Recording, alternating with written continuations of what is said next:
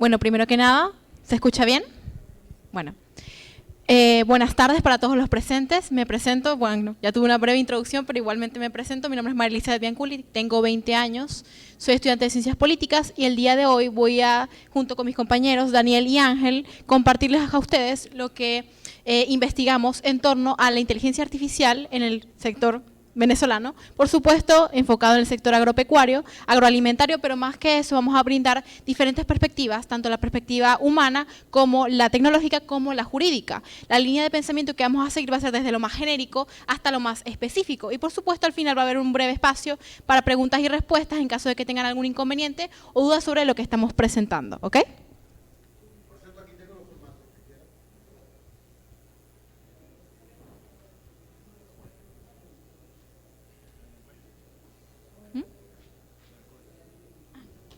Antes de empezar, me gustaría aclarar, el día de hoy vamos a contar con un breve código. Este código va a llevar a un link que les va a permitir acceder tanto a una encuesta como a un informe de resultados en base a una investigación realizada por uno de los equipos del instituto y que investiga desde un enfoque geoeconómico la incidencia internacional de diferentes áreas a nivel mundial. Por supuesto, ustedes podrán acceder a él y ver un poquito más lo que contempla, pero es para que lo tengan presente. Aquí lo vamos a dejar sobre la mesa para que tanto durante la ponencia como después de ella puedan revisarlo. Entonces, ¿me van a ayudar por aquí para pasar la lámina o...? Perfecto. Ok, perfecto. Bueno. Primero que nada, el día de hoy voy a explicar un poco sobre lo que es la visión humana. Inicialmente esta ponencia tenía un precedente más filosófico, antropológico, pero hoy voy a sintetizarlo y voy a concretizar en base a 3 áreas programáticas. Y es que antes de hablar un poquito sobre lo que es la inteligencia artificial, queremos hablar sobre lo que no es la inteligencia artificial, de construir un poco el concepto que nos hemos ido asimilando en base a diferentes planteamientos, desinformación, opinión sobre los analistas internacionales y por qué esto no debe ser una amenaza para nosotros, sino una herramienta útil para el futuro. ¿Ok? Sí. Entonces, vamos a hablar de 3 mitos en el sector laboral. Obviamente, enfocado en el sector laboral agroalimentario, vamos a explicar un poquito cuáles son esas ideas que se han ido concibiendo a lo largo de los últimos años y cuáles son las diferencias que se tienen con la realidad actual en base a lo investigado. ¿Ok? Primero y principal, el primer mito del que se habla es que la inteligencia artificial reemplazará el capital humano asalariado.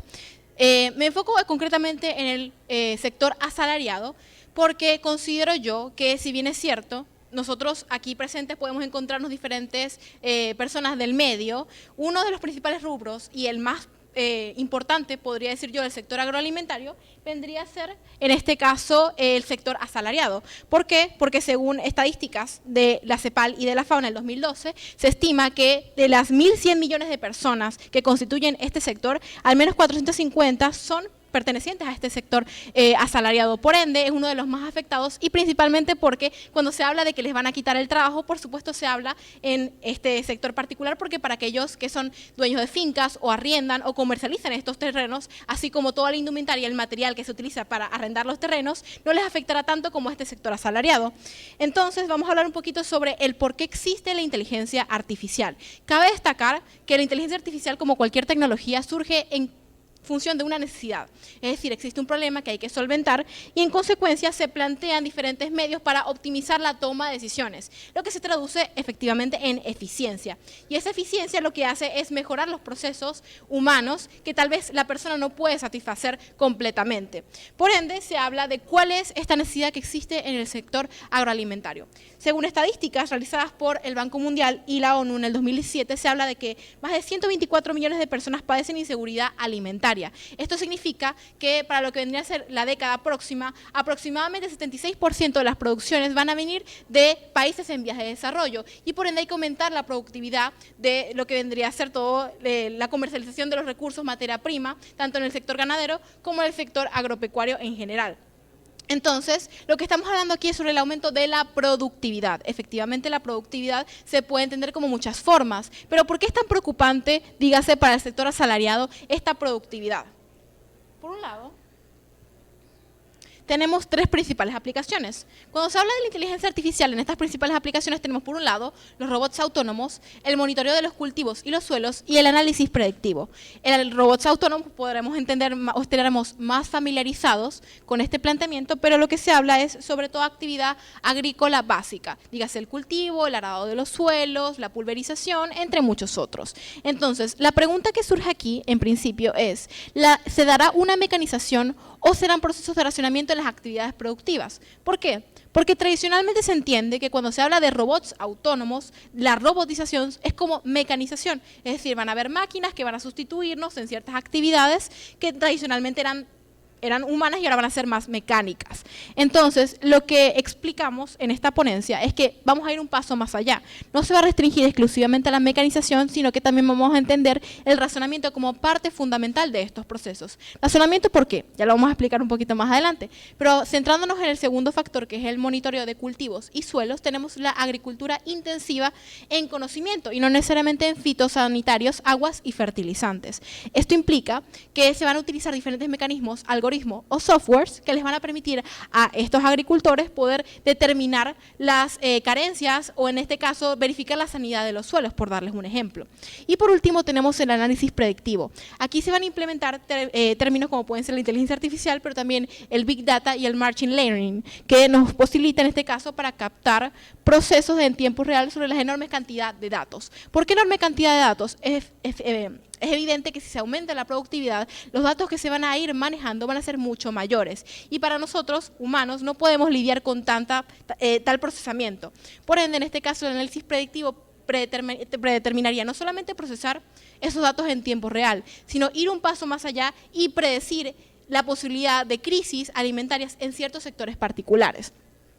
¿Por qué esto es importante? Yo considero que lo más fundamental al momento de implementar estas tres áreas es que existe una forma de procesar estos datos. Por un lado tenemos los datos en crudo, que vendrían a ser, dígase, todo lo que conlleva un listado de los diferentes ámbitos, los sectores, el ganadero, todos aquellos animales con los que cuentan, el arado de la tierra. Existen los datos que en esencia se transforman en un listado.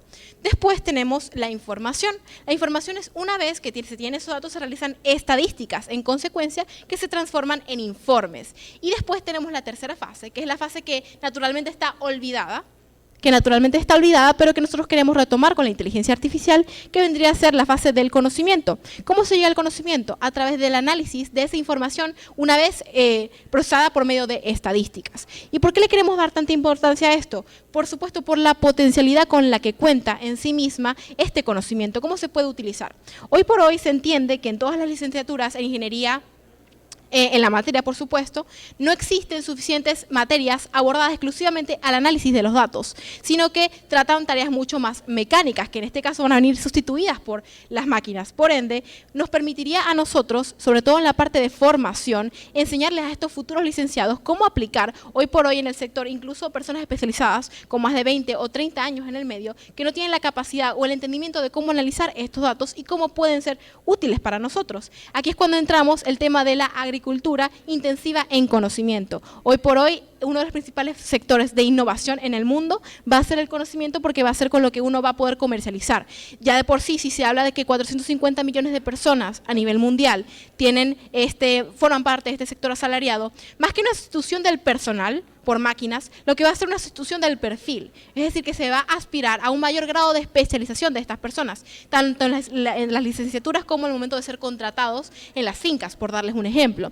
Entonces lo que queremos es cambiar este switch de verlo todo de una forma mucho más negativa y por el contrario ver las posibilidades que le permitirían incluso a este sector asalariado poder nutrirse y poder tener una vida mucho más digna, lo que vendría a ser, es bien conocido que en el sector agropecuario, uno de los sectores más peligrosos a nivel mundial, se da una incidencia enorme de personas afectadas por las condiciones en las que viven, por los largos periodos de horarios en los que trabajan, y evidentemente esta especialización, esta ambivalencia en el trabajo de la máquina con el trabajo de la persona humana, lo que va a hacer es mejorar el proceso y permitirles una mejor calidad de vida a estas personas o a este sector asalariado. Entonces vamos a hablar del segundo mito. La IA va a hacernos prescindibles, es decir, que tomará las decisiones por nosotros. Para entender un poquito el trasfondo de este planteamiento hay que entender la definición de lo que es una decisión. ¿Por qué? Porque se habla de que las IAs, si algunos habrán visto películas de ciencia ficción, estarán familiarizados con esta noción de la inteligencia artificial como aquella que no solamente nos va a quitar el trabajo, sino que va a decidir por nosotros, que va a tener control mundial y que va a desterrarnos de todas las áreas de pensamiento, lo cual está muy alejado de la realidad. ¿Por qué? Hay que entender primero el funcionamiento de una inteligencia artificial y su diferenciación con el funcionamiento de una persona humana. Vamos a alegar primero que las decisiones, a diferencia de lo que vendrían a ser elegir, decidir y elegir son diferentes. Vamos a entender por qué. Elegir hace referencia a un proceso intuitivo, es decir, que es más instintivo por parte de la persona, es más mecánico, es inmediato. En cambio, la decisión suele ser más holística, contempla una serie de ámbitos que no solamente se restringen al razonamiento lógico.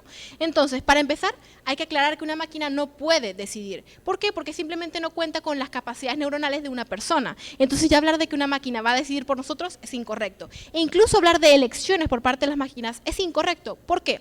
Porque la máquina lo que hace es, dígase, una asignación de probabilidades. ¿Cómo funciona una inteligencia artificial? Existen dos formas de inteligencia: inteligencia matemática e inteligencia simbólica. La inteligencia matemática es con la que estamos familiarizados en torno a, dígase, por ejemplo, una calculadora. Tú pones una fórmula, dígase 2 más 2 y te va a salir 4 y siempre va a ser 4. Esa es inteligencia matemática. La inteligencia simbólica, por ende, lo que hace es hacer una aproximación en todo el espacio de las ideas existentes en nuestros conceptos abstractos de la mente, y lo que hace es predeterminar esas asignaciones de probabilidades en torno a lo que uno quiere aspirar. Por ejemplo, si yo le digo a una inteligencia artificial que quiero que me haga una imagen de un perro montado en un caballo, lo que va a hacer la inteligencia artificial es, en toda su inmensa base de datos, buscar todas las imágenes posibles que se asimilen a lo que yo estoy buscando y plantearme todas esas probabilidades. Y por eso te ponen 4 opciones y no una sola, porque no hay una respuesta correcta. Entonces, hoy por hoy la inteligencia artificial maneja una asignación de probabilidades. Lo que a nosotros nos beneficia es que esa asignación de probabilidades nos permite tener un ámbito más amplio de lo que podemos elegir o lo que podemos decidir. Es decir, la inteligencia artificial lo que vendría a hacernos es plantearnos todas las opciones posibles en las que nosotros podemos decidir. Entonces nos plantean varias preguntas. Por un lado, ¿la implicancia de ver la toma de decisiones bajo la asignación de probabilidades provee la inteligencia simbólica? La respuesta es sí.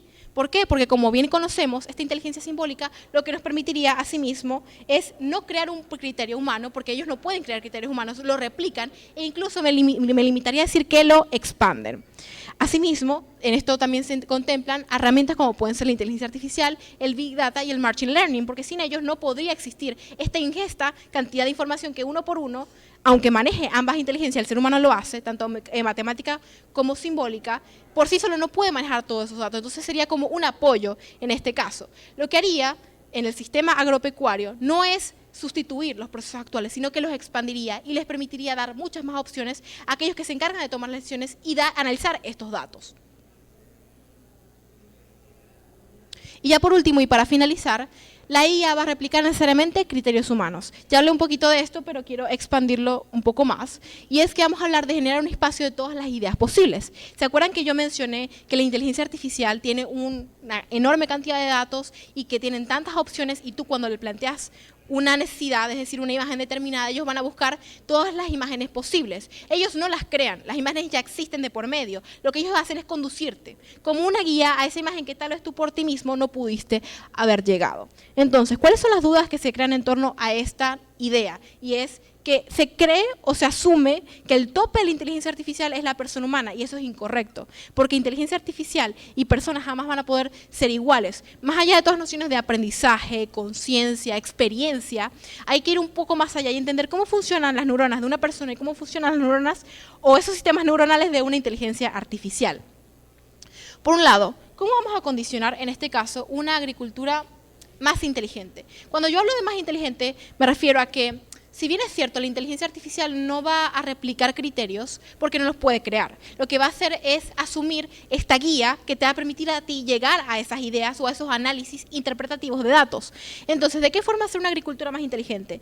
Partiendo de la base o entendiendo que lo que nos va a permitir es hacer todas esas tareas que tú por persona no puedes hacer, como pueden ser procesar las variables, interpretar los escenarios, analizar los contextos, realizar prospectivas. Eso es lo que hace la inteligencia artificial, realizar prospectivas. Las posibilidades infinitas que tú no puedes analizar por ti mismo porque no cuentas con esa base de datos. Entonces, la agricultura más inteligente lo que hace es hacer uso de esta información y generar conocimiento. Y de ese conocimiento sacar provecho, no solamente listados, no solamente informes, sino que ir un paso más allá y ver la potencialidad detrás. Asimismo, ¿cuál es el papel de las referencias, la originalidad y las abstracciones conceptuales al momento de crear? Es decir, ¿cómo nosotros vamos a utilizar todas estas referencias que tenemos como persona para utilizarlo en pro de crear criterios y que la inteligencia artificial solamente nos permita conducirnos en base a esos criterios que vamos creando? Lo importante y lo fundamental es entender la interacción entre la máquina y de la persona humana. Es decir, nosotros, a través de la máquina y trabajando en consecuencia, en conjunto, lo que vamos a hacer es crear una matriz de productividad zonal mucho más amplia, no solamente en cuanto a terrenos y en cuanto a la cavidad de todos estos animales con los que contaremos en una finca, por dar un ejemplo, sino que vamos a ir un paso más allá y vamos a utilizar, en este caso, garantizar para el futuro ese nivel de productividad que por nosotros mismos no podemos llegar. Y ya para cerrar, lo importante es, y quiero que les quede de mi ponencia, la importancia de la formación para las futuras generaciones en torno al sector agroalimentario. ¿Por qué? Porque este grado de especialización va a ser lo que nos dé la cabida para que las futuras generaciones puedan lidiar con esta correlación o este grado de principio de complementariedad con la máquina, que es lo que va a ser para nosotros la base del futuro en el sector agroalimentario, tanto en Venezuela como a nivel internacional. Muchas gracias.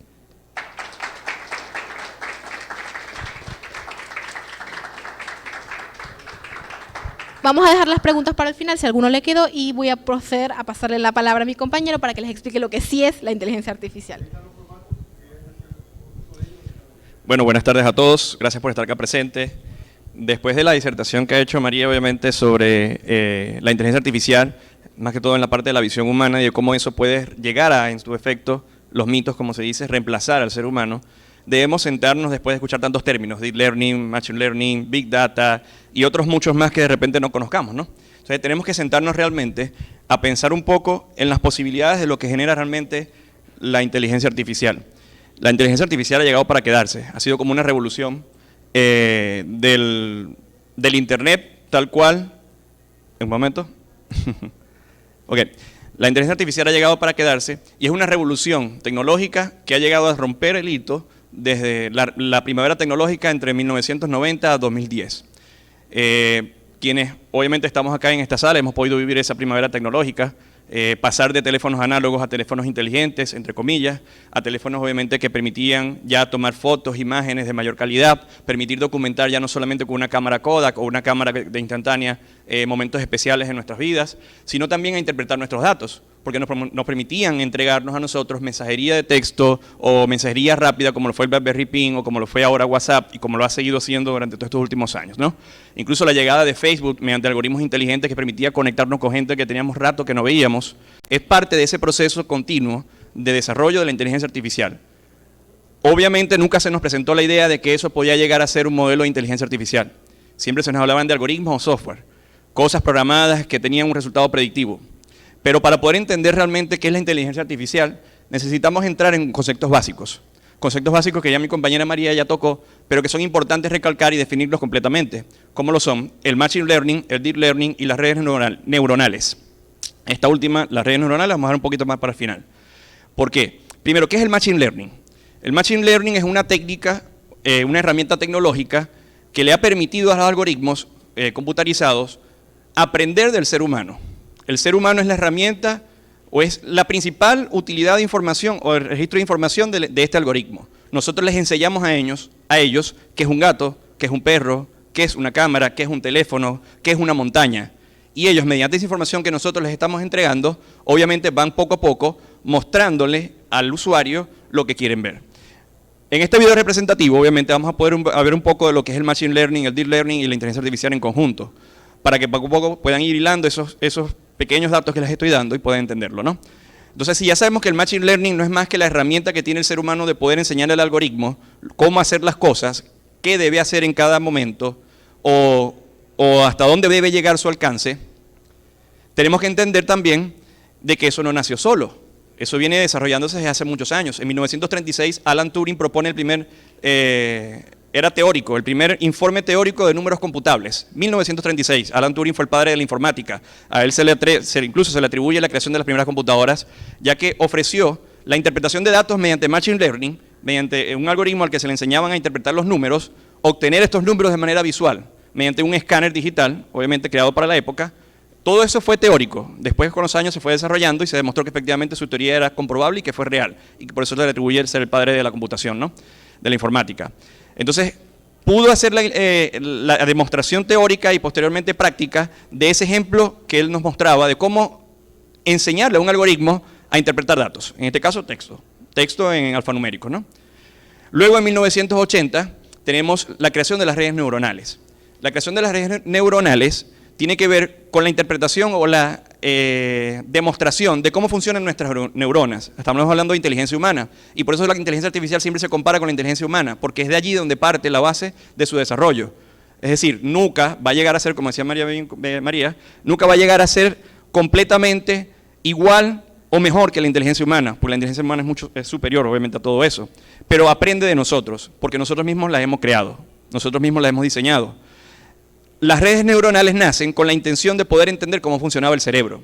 De hecho, obviamente, fue una psicóloga quien planteó ese marco teórico de las redes neuronales y nos mostró por primera vez en el mundo cómo funcionaba nuestro cerebro, creando pequeños datos que eran enlazados entre nuestras neuronas, creando multicapas y a su vez mostrándonos un resultado de manera mucho más rápida. De hecho, nuestra computadora, que es nuestro cerebro, es mucho más rápido que cualquier computadora ahorita en el mundo, ¿no? Al momento de mostrarle al mundo las redes neuronales, muchos matemáticos como Yann LeCun en 1990 es actual CEO y parte de desarrollo del equipo de desarrollo de Facebook para la inteligencia artificial y la realidad virtual, nos muestra en 1990 cómo se puede hilar toda esta información. Es decir, cómo juntamos lo que ya conocemos de redes neuronales, cómo juntamos lo que ya conocemos como Machine Learning gracias a Alan Turing en sus primeros marcos teóricos de números computables, cómo agrupamos cada uno de estos textos. Y nos presenta por primera vez un término muy innovador que se llama redes neuronales convolucionales. Para sentarnos un poco más y entenderlo de una manera más sencilla, era una forma de hilar los datos por capas, como lo hemos visto en el material que está detrás, hilar los datos por capas en multicapas de un tamaño infinito. Esta cantidad de capas que puede llegar a tener una red neuronal convolucional es similar a la que puede llegar a generar un cerebro humano. Y de allí entonces tenemos entendible hacia dónde se nos dirige todo. Y ahí entendemos hacia dónde va la inteligencia artificial. La inteligencia artificial básicamente es un conjunto de herramientas, y esta es la definición correcta de inteligencia artificial, un conjunto, una compilación de herramientas tecnológicas que nos permiten alcanzar una similitud en el pensamiento humano o en la forma de razonar humana.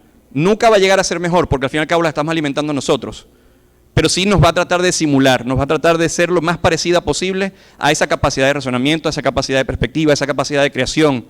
Por eso obviamente los modelos de inteligencia artificial actualmente como ChatGPT, como DALL-E, como BARD, que es el de Google, como Drox AI, que lo acaban de lanzar ahorita, que es el de Elon Musk, lo acaba de lanzar ahorita X el día de ayer, básicamente están en competencia para tratar de crear el mejor modelo de inteligencia artificial posible que tenga una similitud en la respuesta humana. Básicamente eso. Pero volvemos al tema. ¿Quién alimenta todos esos modelos? El ser humano. Entonces, ese es el límite, ¿no? Ese es el límite que siempre va a tener la inteligencia artificial. Entonces, bueno, ya hemos definido qué es el Machine Learning, qué es la inteligencia artificial, son las redes neuronales convolucionales, y toca ya para cerrar con esta parte de las diapositivas, hablar sobre algo más importante, y es el aprendizaje. Porque, ok, tenemos entendido que la inteligencia artificial se nutre de datos, y que existen multicapas como si fueran redes neuronales humanas que intentan simular la inteligencia humana, obviamente. Pero estos datos, ¿de dónde vienen? ¿Cómo obtiene la inteligencia artificial estos datos si no es solamente del Machine Learning? Si solamente nosotros les enseñamos a ellos cuándo es un carro rojo, cuándo un carro es azul, cuándo un teléfono es de una marca o cuándo una persona es de color blanca o negra o catire. Y entonces entramos a un término muy, muy importante que es el Deep Learning o el conocimiento profundo. El conocimiento profundo, como lo había comentado María, se alimenta del Big Data. Estamos hablando del Internet de las cosas, la información toda contenida en la Internet, que desde los años 2000 hemos nutrido nosotros mismos, los seres humanos, con esa base de datos interminable y que siempre va a estar allí para toda la vida. Que muy probablemente desaparezca Así como desaparece cualquier video en internet por 10 años y de repente dentro de 20 años, ¡ay, este video lo vi yo hace 20 años atrás! Asimismo, obviamente, va escarbándose esa información. Se va adentrando así como nosotros cuando nuestra mente empieza a recordar esos momentos de 1980, de 1970 o de repente de la primera vez que me llevaron al preescolar. Entonces, asimismo, la inteligencia artificial se va retroalimentando mediante este modelo de deep learning o de conocimiento profundo, que no solamente queda con los límites establecidos que al fin y al cabo la inteligencia artificial debe tener y tiene por seguro, ¿no? Sino que también profundiza un poco más en términos de creatividad, en términos de creación de diseños, de videos, de música. Vemos recientemente, hace 2 días, o ayer creo que fue, estrenaron una canción de John Lennon, si no me equivoco, creada con inteligencia artificial, obviamente, extraída de una pieza que tenía guardada su esposa, ¿verdad? Y que fue obviamente tocada con piano, obviamente. Era un audio que él grabó en su momento de intimidad y dijo, bueno, lo voy a guardar, en algún momento voy a sacar un audio, y bueno, pasó lo que pasó, pasaron los años, y gracias a la inteligencia artificial, gracias a esos conocimientos que la inteligencia artificial puede acceder mediante el uso de internet y bases de datos infinitas de información, se pudo contemplar una excelente pieza, porque los invito a escucharla, una excelente pieza, muy bonita, muy interesante, y que es una forma, obviamente, de ver cómo la inteligencia artificial puede ayudarnos incluso a nosotros mismos, puede ayudarnos a acoplarse con el ser humano. Entonces, bueno, ya hemos definido la inteligencia artificial, sabemos que es una combinación de herramientas que combina el machine learning, el deep learning, y que a su vez también utiliza las redes neuronales o esquemas de semejanza de diseño de redes neuronales de inteligencia humana para su propia retroalimentación y su propia enseñanza. Básicamente en este ejemplo lo vemos, tenemos una entrada de datos, en este caso 2 fotografías, pasan por una serie de capas donde se procesa la información y mediante la interpretación de píxeles nos da un resultado y nos dice, ¿es un gato o es un perro? Así funciona la inteligencia artificial, de una forma mucho más rápida, lo cual ha permitido, obviamente, eso es gracias al conocimiento profundo, que puede determinar de una manera mucho más intuitiva, como lo hace el ser humano, una respuesta. La forma en la que obtendremos esta respuesta va a depender de la forma en la que nosotros le solicitemos la pregunta. Por eso nosotros, por ejemplo, tenemos diferentes modelos de inteligencia artificial y les decimos, mira, dibújame un carro rojo, y de repente te puede aparecer un Corvette. Un Corvette en una montaña, en Hollywood, manejando un carro rojo. Y de repente Jorge le pregunta, mira, yo quiero un carro rojo, pero con detalles plateados en un borde. Y aparece un Ferrari con la parte plateada. Porque obviamente le está dando lo que él le está pidiendo. Entonces, obviamente, la inteligencia artificial va a hacer lo mismo. ¿Por qué digo esto, no? Porque obviamente estamos hablando en el sector agroalimentario. Estamos ahorita pensando en que de repente todo suena muy bonito, pero ¿cómo es eso aplicable en Venezuela? O sea, más allá de lo que ya hemos visto en nuestra presentación, de cómo funciona la inteligencia artificial, de que puede ser semejante a la del ser humano, ¿cómo realmente podemos nosotros aplicar esta tecnología? O si es que ya se está aplicando, porque de repente muchos no lo saben, ¿no? En el ámbito global, en el ámbito local, y sobre todo en Venezuela, en el ámbito regional, que es el estado Zulia, donde hay unas potencialidades gigantes por el uso de una fibra óptica que nos está llevando a un término muy importante, que es la agricultura 4.0. Que, ojo, ya la agricultura 4.0 está quedando atrás. Estamos hablando ya de agricultura 5.0 con el uso de redes 5G o de quinta generación, que nos permitan a nosotros conexiones y interpretación de datos de forma mucho más rápida, lo cual obviamente va a hacer que cualquier modelo computarizado de gestión o de administración o de siembra funcione de una manera mucho más precisa, gestionable y sustentable, ¿no? Entonces, bueno, entrando al tema de agricultura 4.0, ¿por qué se llama agricultura 4.0? Están las 4 aristas que toca la agricultura 4.0. El uso de drones y sensores es parte primordial de una agricultura de 4.0, el uso de la inteligencia artificial, el uso del Big Data y a su vez la gestión de todos estos datos. Porque sin poder gestionar todos estos datos no llegamos a nada. Tenemos muy buenas imágenes satelitales, tenemos muy buenos datos climáticos, tenemos muy buenos sistemas de interpretación de datos para saber cuándo una planta está contaminada por plagas o de repente por insectos, o de repente mi tierra se puede inundar dentro de 5 años o 5 meses porque el deterioro del clima o el calentamiento global puede llegar a hacer eso, porque eso nos permite entender la inteligencia artificial. Pero si no lo gestionamos, no vamos a llegar a ningún lado. Una de las principales herramientas que debe tener todo ganadero o toda persona entusiasmada, obviamente, en el tema agroalimentario para la ganadería, agricultura, siembra, cosecha de cacao, de cualquier otro cultivo, es simplemente la gestión. Eso se lo puedes preguntar a cualquier ganadero en cualquier parte y es uno de sus principales problemas realmente también.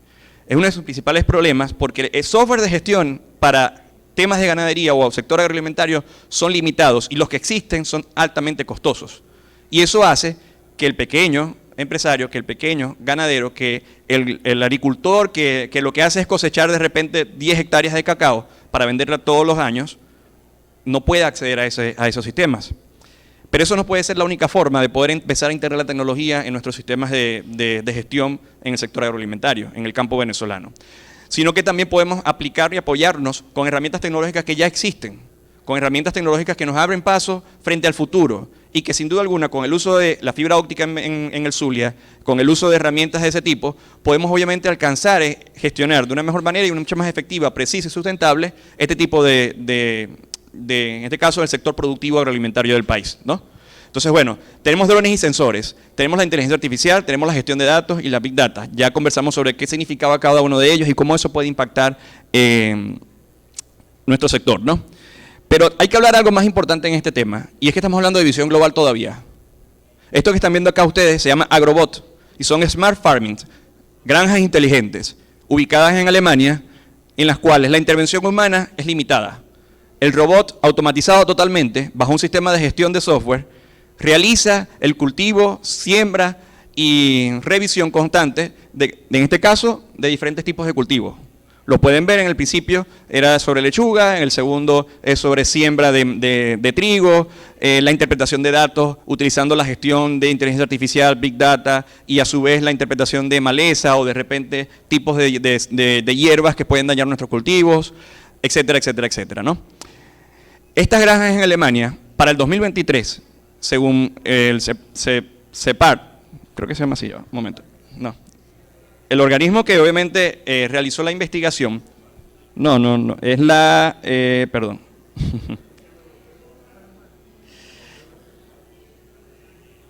Fue la Comisión Europea, encargada en la parte del sector agroalimentario del país. Dijo que para el 2023 el 80% de las granjas en Alemania iban a tener Smart Farming. Es decir, que al menos el 80% de todas las granjas en Alemania iban a tener herramientas de agricultura 4.0. Eso implicó directamente que los pronósticos hasta el momento hablan de un incremento de entre un 12 y un 15% en su índice de producción, solamente por el uso de agricultura 4.0. Y no es el único ejemplo. Tenemos el caso de Estados Unidos. Desde el 2010 hasta el 2020, Estados Unidos, utilizando agricultura 4.0, incrementó sus niveles de índice de producción general del país en un 10%. Tenemos el caso de Japón en un 12%. Tenemos el caso de China en un 20%. Entonces, sin duda alguna, tenemos ejemplos claros, ya aplicados, con obviamente sus márgenes de errores y de enseñanza, de que la agricultura 4.0 sin duda alguna es una herramienta útil para el desarrollo del país. Pero estamos viendo todo esto y obviamente decimos, eso es imposible que lo veamos en Venezuela. Es imposible ver un robot caminando por un campo venezolano matando las hierbas con un láser, como si estuviésemos en 2050 en una película futurista de Isaac Asimov, ¿no? Isaac Asimov, por cierto, escribió el libro Yo Robot. Todos hemos visto esa película de Will Smith, en la cual obviamente él luchaba contra las máquinas y obviamente habla de 3 reglas principales que mi compañero va a tocar más adelante, ¿no? Pero obviamente para ponernos en contexto, ¿esto es posible? Sí es posible. Quizás no a esos niveles, y quizás no necesitamos que sean esos niveles. Quizás no necesitamos tener un robot que camine por nuestros campos, porque tenemos de repente mano de obra todavía que está dispuesta a seguir haciéndolo, ¿no? Pero sí podemos empezar a aplicar métodos y alternativas que obviamente sí están a nuestro alcance. Y entonces ahí es donde entramos sobre el impacto que puede tener la agricultura 4.0 en nuestro país, y sobre todo a nivel regional y a nivel local acá en el estado Zulia, ¿no? Y entramos en un tema importante, Finca La Mula. Quienes de repente puedan estar en el medio lo habrán conocido. En nuestro equipo de investigación no fue tan sencillo, pero tampoco tan complicado conseguir este tipo de ejemplos de agricultura 4.0. Y quizás este es uno de los ejemplos más importantes que pudimos haber visto allí sobre la complementariedad de todas las herramientas que pueden llegar a aplicar. No es que sea la única, pero hay más, obviamente. Pueden hacer la investigación y estoy seguro que van a conseguir muchas más. Pero para efectos de esta presentación, complementaria a todo ello, ¿no? Por lo que hablamos del uso de los drones, el uso del muestreo de plagas, el uso de recolección de información, el uso de gestión de los suelos, el uso de gestión climática, el uso de la gestión del riego inteligente mediante la domótica, el uso inteligente también de la inteligencia artificial, el uso de la inteligencia artificial para la gestión de toda la información que tenían. La finca La Mula es factor importante ahorita en este momento, no solo en la producción de maíz, sino también de trigo, de cacao y tengo entendido también que en la parte de ganadería. Ella está ubicada al sur del estado de Aragua y es un ejemplo claro de la agricultura 4.0 en Venezuela.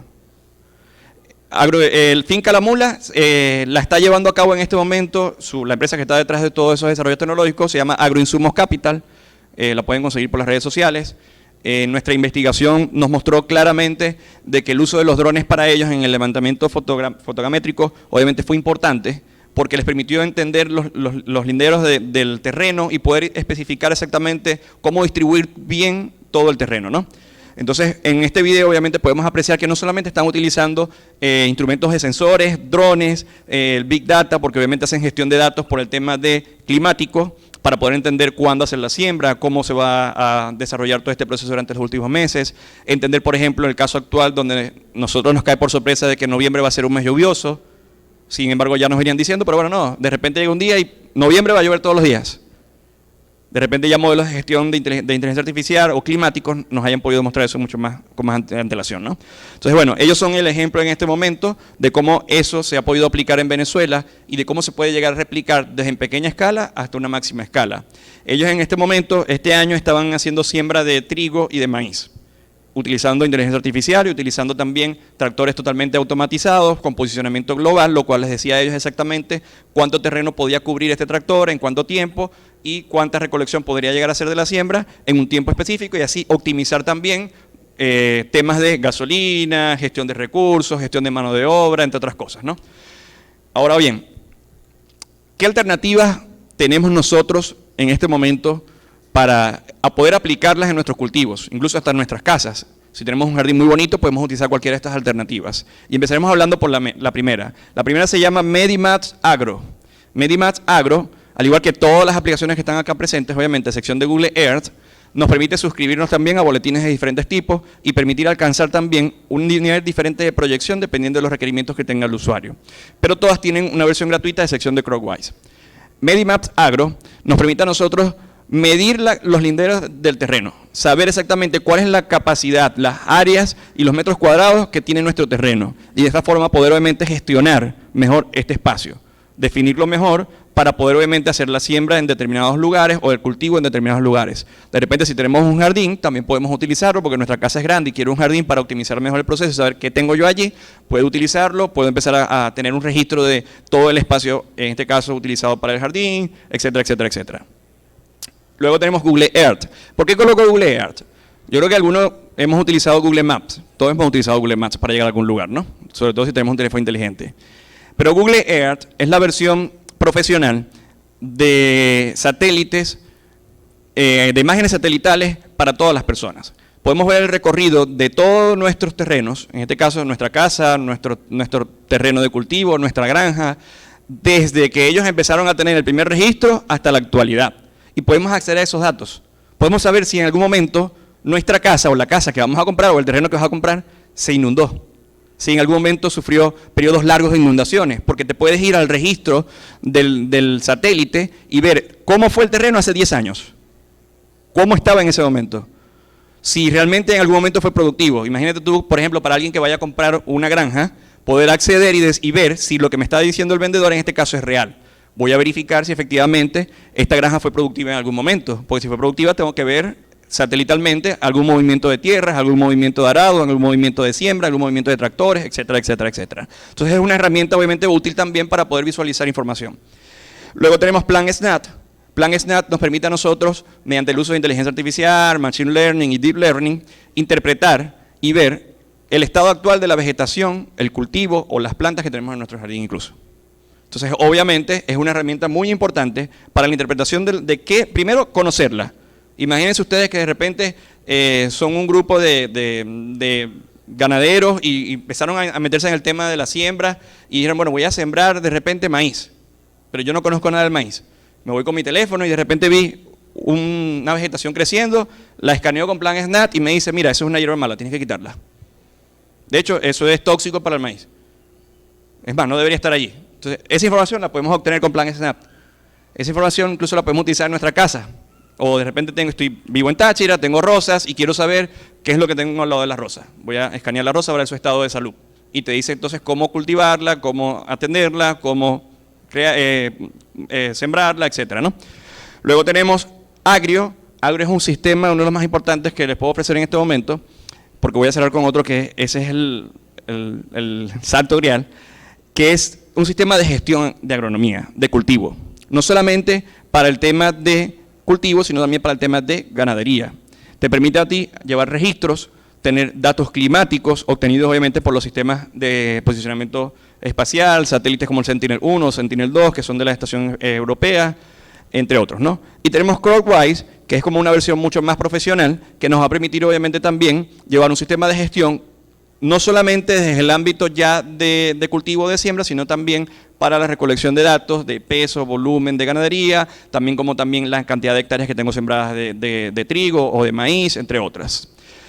Pero a todas estas, acá les he nombrado aplicaciones muy básicas que utilizan sistemas de aprendizaje de inteligencia artificial, sistemas de aprendizaje por machine learning o deep learning que tienen algoritmos mixtos, pero también les voy a mostrar ahora para el cierre algo que se llama crop monitoring.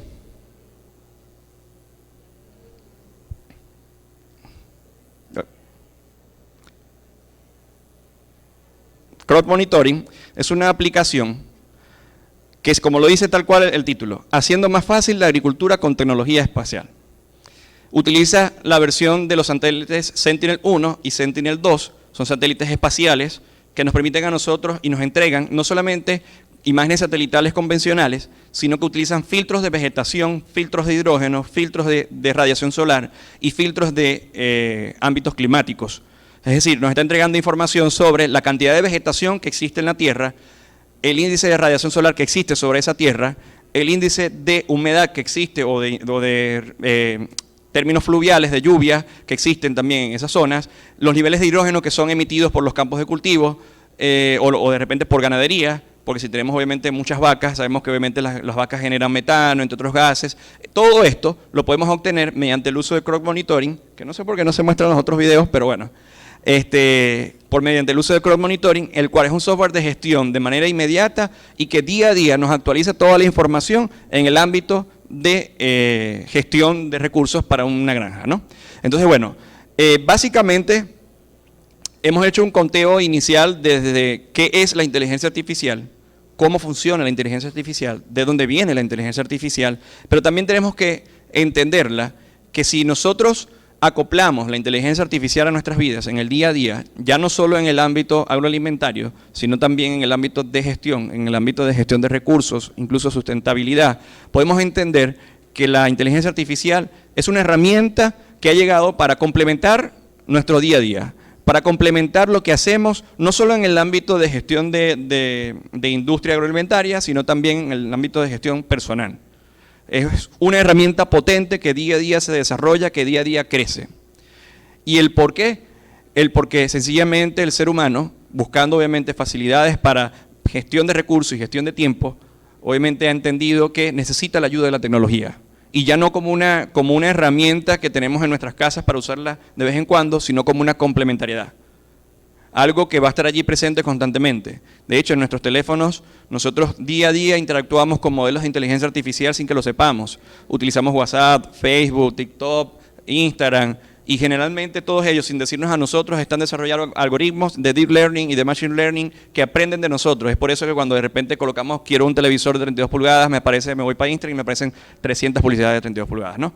Básicamente es entender eso, pues. Y así como obviamente estas empresas grandes las están utilizando para su propio beneficio, en este caso, que es el tema publicitario, el tema de mercadeo, nosotros también podemos utilizarlas para mejorar obviamente nuestros procesos personales y nuestros procesos gerenciales dentro de nuestra industria. Así que bueno, muchas gracias, lo dejo con Daniel Malham.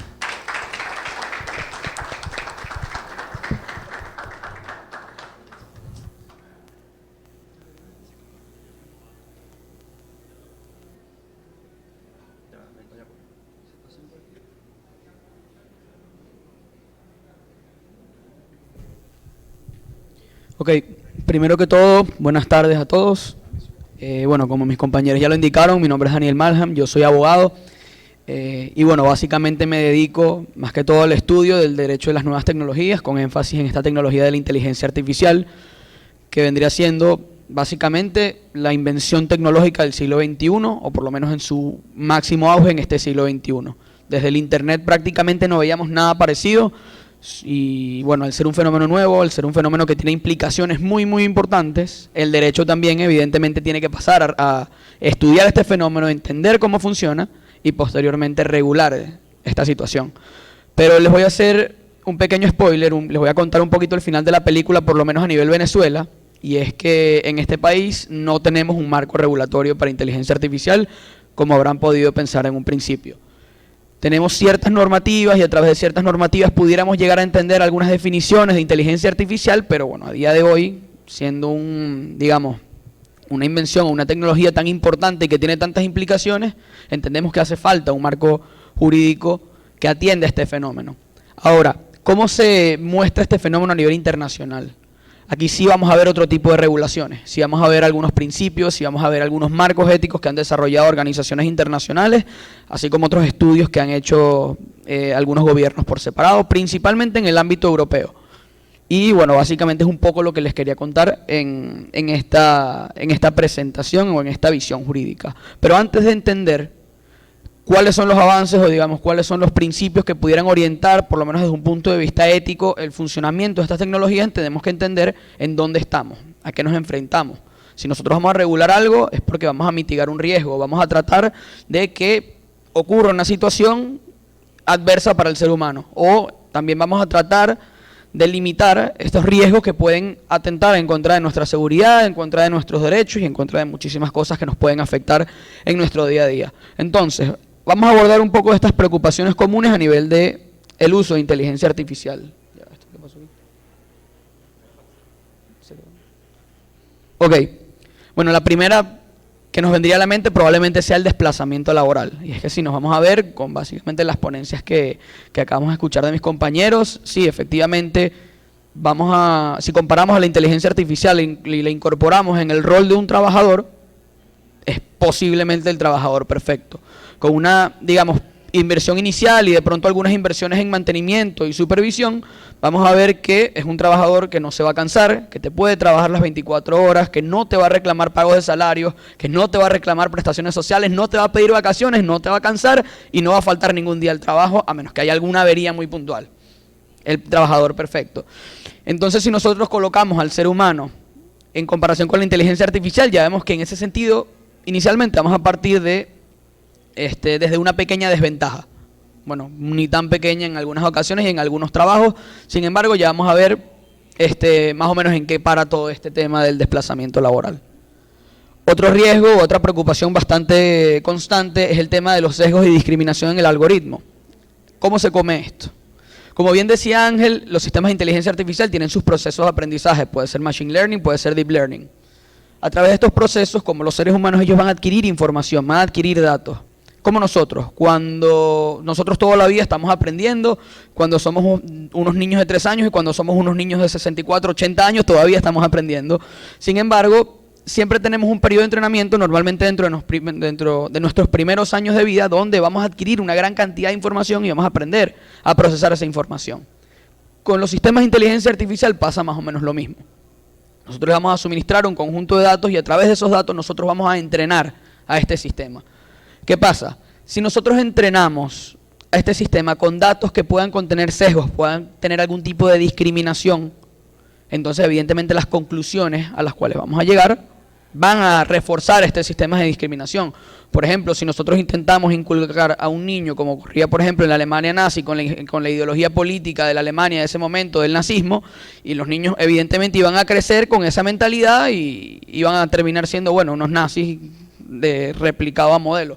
Si nosotros en la inteligencia artificial le suministramos datos que no sean del todo verídicos, sino que más bien tiendan a reforzar un determinado sesgo, una determinada situación particular, entonces, bueno, sí evidentemente va a existir un riesgo de que la conclusión que nos vayan a proporcionar no vaya a ser la más real ni la más adecuada.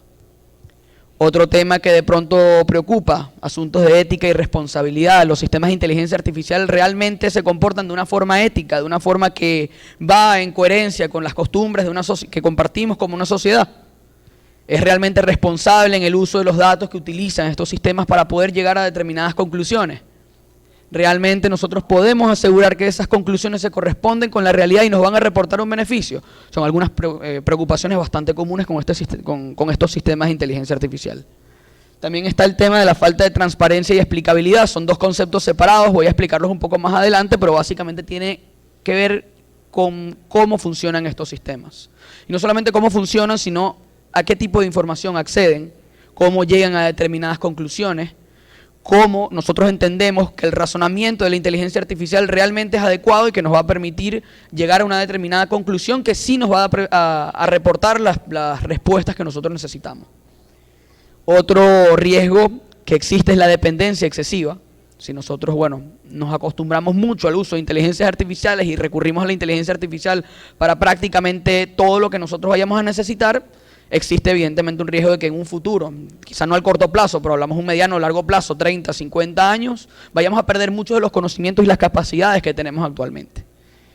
Ocurría en el caso del Internet, por ejemplo, ocurría en el caso de Google Maps. Hace años, cuando no existía Google Maps, básicamente las formas más comunes de llegar a una determinada dirección era utilizar calle, avenida, número de puntos de referencia, y nosotros llegábamos sin mayor problema porque estábamos bastante conscientes de que teníamos que estar, digamos, al tanto de nuestro entorno y teníamos que saber dónde quedaba cada cosa para nosotros poder orientarnos y poder llegar a un destino.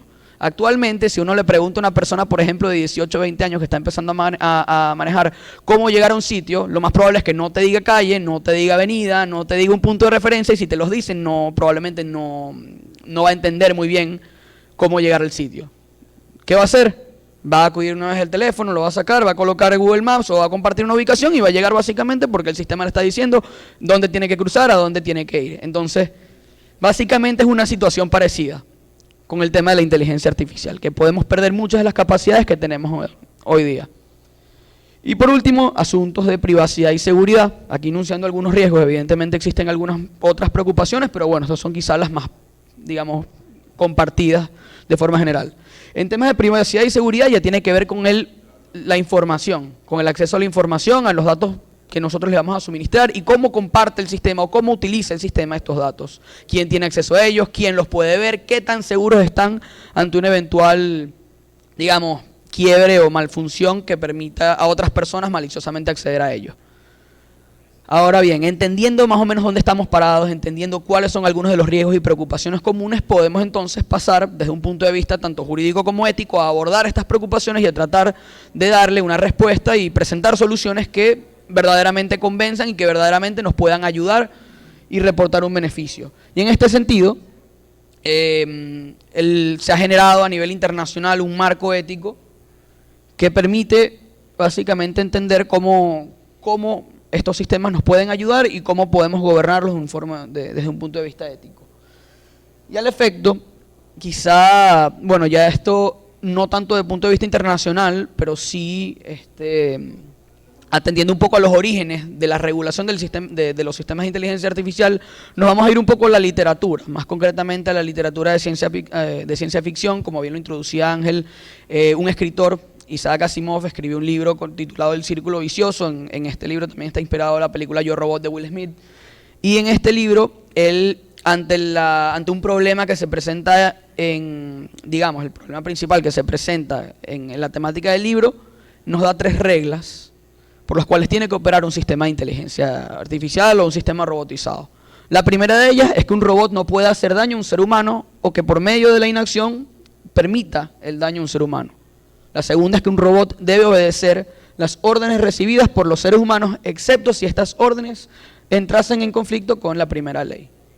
Y en tercer lugar, que un robot debe proteger su propia existencia en la medida en que cuya protección no sea incompatible con la primera y con la segunda ley. Ciertamente, para ese momento las nociones sobre inteligencia artificial eran básicamente muy primitivas. Creo que hablamos de los años 80, si mal no recuerdo. Pero ciertamente sí significa un punto de partida, y un punto de partida al punto en que los ordenamientos jurídicos y los marcos éticos que existen actualmente se inspiran en estas 3 leyes para poder, digamos, armar lo que hoy día conocemos como estas normativas, ¿no? Entonces, ahora sí entrando un poco en el tema de principios. Ay, Dios mío, Entrando un poco en el tema de principios, vamos a resaltar 6 principios fundamentales, Hay muchísimos más, pero estos quizás son de los que tienen más relevancia y que más se asemejan a los riesgos que acabamos de hablar ahorita. En primer lugar, el tema de la transparencia.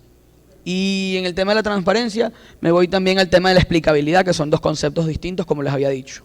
En el tema de la transparencia tiene que ver con el acceso a la información. ¿Cómo podemos acceder a la información que utiliza un sistema de inteligencia artificial? ¿Cómo podemos entender, digamos, cómo funcionan estos sistemas a través de una información que esté disponible para todo el mundo, para la persona que lo quiera revisar? Y el tema de la explicabilidad es entender cómo funciona o cómo llega a una determinada conclusión un sistema de inteligencia artificial. ¿En qué datos me basé? ¿Qué camino tomé para llegar a esa conclusión? ¿Qué elementos utilicé? ¿Cómo fue mi razonamiento? ¿Y por qué llego a este resultado? Eso es básicamente lo que se refiere a la explicabilidad, y esto nos va a reportar algunos beneficios. Primero, es que vamos a entender que desde un sentido general cómo funcionan estos sistemas de inteligencia artificial. Segundo, también vamos a saber cuándo estamos interactuando con estas tecnologías. Tercero, vamos a entender cómo se llega a esta decisión. Y cuarto, en caso de que alguna de estas decisiones nos pueda perjudicar, vamos a entender o vamos a saber cómo fue tomada esta decisión y cómo podemos, digamos, apelar para poder restituir nuestra situación a como estaba anteriormente al momento de que se nos causó ese daño o ese perjuicio. Ahora bien, también tiene que ver desde el punto de vista de la justicia, y aquí vamos a hablar, lo vamos a relacionar con el riesgo cuando los algoritmos están sesgados. Y es que básicamente si nosotros tenemos un algoritmo sesgado, tenemos una conclusión sesgada. Entonces, según un principio de justicia, nosotros tenemos que velar porque esta información sea verídica, sea realmente, digamos, se corresponda realmente con la realidad, y que no vayas a tener, digamos, algún elemento por ahí que nos vaya a llegar a una conclusión que favorezca a un determinado grupo, que perjudique a otro, o que si en definitiva vaya, digamos, por un camino distinto para el cual nosotros vamos a utilizar estos sistemas. También vamos a hablar del tema de la privacidad. El tema de la privacidad tiene que ver con el uso de datos, sobre todo la información personal. ¿Quién tiene acceso? ¿Quién puede ver esta información personal? ¿Cómo se tratan estos datos? ¿Cómo se comparten? Porque muchas veces estos datos se comparten. ¿Cómo se utilizan? Y básicamente cómo se interpretan. Yo creo que es una preocupación bastante común. Yo creo que a nadie le gustaría que, por ejemplo, su información personal que te la solicite un sistema para cumplir un determinado propósito sea utilizada, por ejemplo, para otro propósito distinto sin autorización. Eso tiene que ver mucho con el uso indebido de esta información, y también lo voy a relacionar con el principio de seguridad. Y la seguridad ya más que todo tiene que ver con la protección o qué tan blindado está el sistema ante ataques o ante, digamos, acciones maliciosas que pretendan secuestrar estos datos, utilizarlos de forma maliciosa para distintos fines. Y esto no solamente lo vamos a ver a nivel de hackers, sino que también incluso las mismas empresas, cuando compran bases de datos incluso a cadenas de supermercados, a empresas tecnológicas y a básicamente cualquier sistema que te permita recopilar esa información para propósitos comerciales. También rescato el punto de vista de la responsabilidad, hacer uso responsable de estos sistemas. En verdad la palabra lo explica bastante bien, y es entender que estos sistemas están para ayudarnos. Estos sistemas básicamente tienen que ser usados con el fin de reportar un beneficio para el ser humano y no perjudicarlo. Nosotros no podemos utilizar estos sistemas con el fin de, digamos, perjudicar a algún grupo social, digamos, realizar acciones maliciosas, de cometer delitos incluso tanto en el ámbito virtual como en el ámbito físico, porque vemos que las características de la inteligencia artificial dan para que las consecuencias se materialicen en un entorno físico. Entonces, bueno, es hacer uso responsable, como bien lo indica el principio de estos sistemas. Y vamos a hablar de la colaboración y también de la supervisión humana. Y esto también va un poco en línea con esta situación. La inteligencia artificial se crea para colaborar con el ser humano, y en tal sentido no podemos utilizarla para pretender desplazar la labor del ser humano. Con esto no digo que, por ejemplo, si una máquina me reporta, digamos, un mejor beneficio a nivel de robotización cuando voy, por ejemplo, a ordeñar, esto no significa que no podamos sustituir la mano de obra humana por un sistema basado en inteligencia artificial. Sin embargo, sí tiene que mutar un poco el rol de esta persona, sí tiene que haber una complementariedad que permita a la persona, digamos, asumir un rol distinto, que estas empresas, digamos, que estos roles se adapten, como ha ocurrido en muchas revoluciones industriales anteriormente, y que bueno, básicamente entonces el ser humano, no va a cumplir los mismos roles que cumplía antes, pero ahora sí tiene digamos, una función distinta que va a complementarse con el sistema de inteligencia artificial y que a la larga nos vaya a reportar un beneficio mayor. Y aquí también tiene que ver mucho el tema de la supervisión humana. No podemos dejar a la inteligencia artificial llegar a una determinada conclusión y hacer básicamente cualquier cosa, cumplir cualquier función y cualquier actividad si nosotros no estamos constantemente supervisándola, porque eso básicamente es una negligencia. Si la inteligencia artificial causa un daño, causa un perjuicio o está llegando a conclusiones erróneas y nosotros no le estamos haciendo la supervisión debida, entonces sencillamente estamos, digamos, respaldando una conclusión errónea que pueda a la larga causarnos daños, no solamente a nivel del sistema, sino a nosotros mismos como persona natural o como persona jurídica a nivel empresarial. Ahora bien, ¿cuáles son, digamos, dónde estamos ahora? ¿Cuáles son algunos temas o algunos retos que debemos superar para poder incluir estos sistemas en nuestras dinámicas diarias?